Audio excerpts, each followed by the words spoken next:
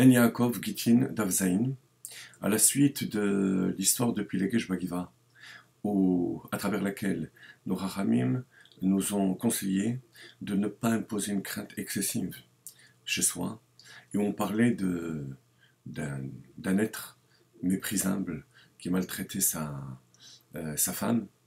La Gemara, cette fois-ci, va parler de quelqu'un de grand, qui aussi a pu tomber dans cet excès. Amarabi Abahu, Le'olam, Aliatil Adam Ema Yetera Betor Beto. Une personne ne doit jamais imposer une crainte excessive. Jamais, les commentateurs disent, même lorsqu'il s'agit de quelque chose d'important, d'une mitzvah. Parce que le résultat est le contraire de celui escompté. Et le Ben Ishraï, de dire que Ema Yetera, la crainte, c'est nécessaire, mais excessive, ça passe du Aleph au Chet, puisque le Chet c'est un 8, et ça fait Chema. Ça fait la colère, c'est plus une crainte, c'est plus un respect, mais ça fait un sentiment de stress imposé par la colère constante. Shari Adam Gadol, il y a un grand homme.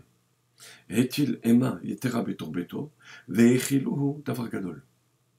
Un grand homme à qui on a fait manger quelque chose de grand. Vous voyez l'analogie, il était grand, et en fonction de sa colère, ses serviteurs ont risqué de lui faire manger quelque chose d'extrêmement grave. Et nos maîtres disent, qu'est-ce que c'est quelque chose de grave? Rachid nous dit, Ever Milachai, le membre d'un animal vivant, parce que au moment d'un repas, une partie de la bête avait disparu, et les serviteurs, ayant peur de la colère de Rabbi Hanina ben Gamliel, c'est son nom, un des fils de Rabban Shimon ben Gamliel, ils ont coupé la patte d'une bête vivante pour l'amener au festin.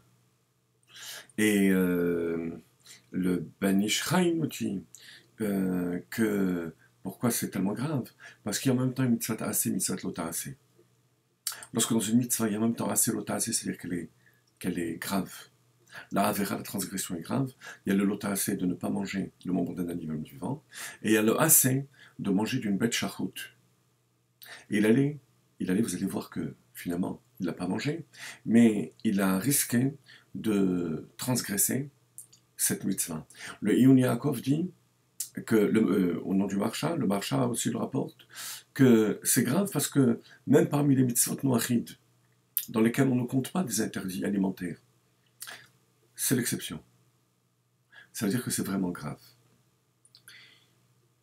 Umanu, et c'est qui? Rabbi Hanina ben Gamliel, justement.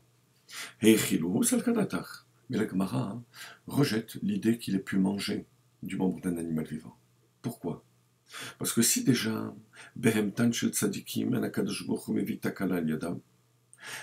si déjà par l'intermédiaire de la bête d'un tzaddik, le tzaddik ne peut pas transgresser de faute, ça fait allusion au récit de l'âne, le Hamor, de Rabbi Pinchas ben Yair, dont je vais vous rapporter l'histoire de suite.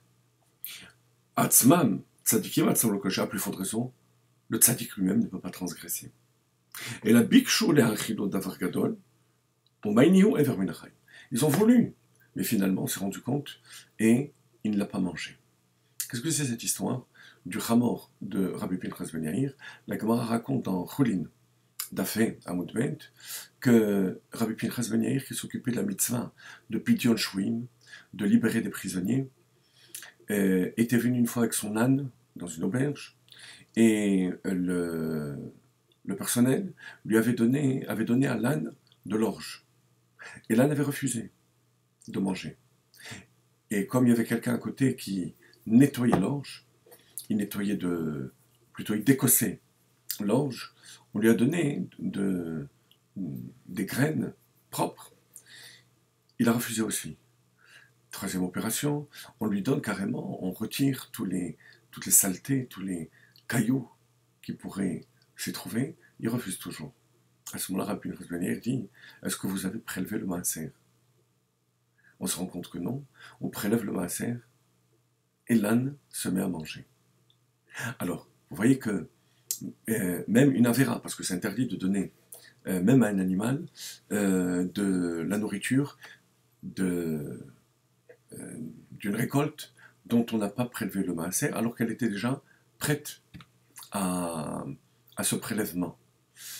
C'est un interdit, alors, mais c'est un interdit qui ne passe pas l'animal. À plus forte raison qu'Akadosh Baruch Hu protège le tzaddik de la transgression personnelle. Euh, dans ce contexte, Tosfot nous dit, que ce soit ici dans Gittin, ou bien Choulin, là-bas il le rapporte, il renvoie à d'autres références, ou à Chagiga, qu'il s'agit là que d'interdiction alimentaire. Le Akadosh Baruch Hu protège le tzaddik de manière à ce qu'il ne transgresse pas de commandements alimentaires plus que d'autres avérontes. Parce que, dit Tosfot, Gnaï Hulahem, c'est quelque chose de moche, de méprisant pour un tzaddik, d'avoir son corps qui soit formé de quelque chose de non caché. Alors que d'après d'autres opinions, il s'agit de tous les interdits. Le Kovetz Shiurim, Rabbi Elchanan Wasserman, veut dire dans Gittin justement qu'il s'agit d'une discussion de Rashi et Tosfot. D'après Rashi, il s'agit de tous les interdits, d'après Tosfot, uniquement les interdits alimentaires, et il rapporte plusieurs preuves à cela. Le Maharal de Prague nous explique que par rapport à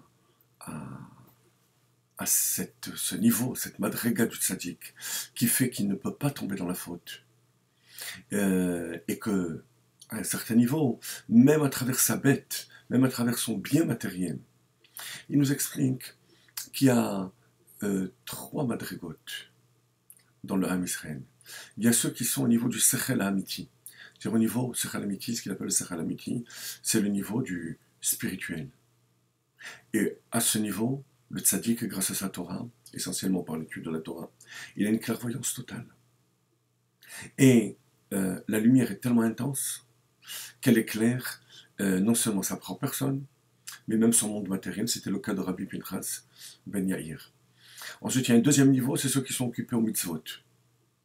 Et troisième niveau, ceux qui sont dans le monde matériel, mais qui travaillent de manière honnête. Alors dans le cas de Rabbi Pinchas Ben Yair, la lumière était tellement forte, puisqu'il avait concrétisé le potentiel mis en allusion dans son nom, comme je veux tout de suite vous l'expliquer au nom du Maharal, que tout son monde matériel, et même l'âne, était imprégné des mitzvot de Rabbi Pinchas Ben Yair. Comme le Iyun Yaakov dit, il ne faut pas les croire que l'âne était devenu un prophète. C'est qu'Akadosh Baruch Hu a protégé Rabbi Pinchas Ben Yair, même à travers son âne. Et l'allusion dans le nom de Rabbi Pinchas Ben Yair, c'est que Pinchas, ça vient du mot panas, qui veut dire une lanterne, donc la notion de lumière. Ben Yair, c'est-à-dire qu'il avait un potentiel. Yair, ça veut dire éclairer, mais qu'il avait concrétisé dans sa vie. Yiratson, que nous aussi, on puisse amener par la lumière de la Torah notre potentiel à se concrétiser, et au niveau de notre neshama, et au niveau de notre corps, et au niveau de notre monde matériel.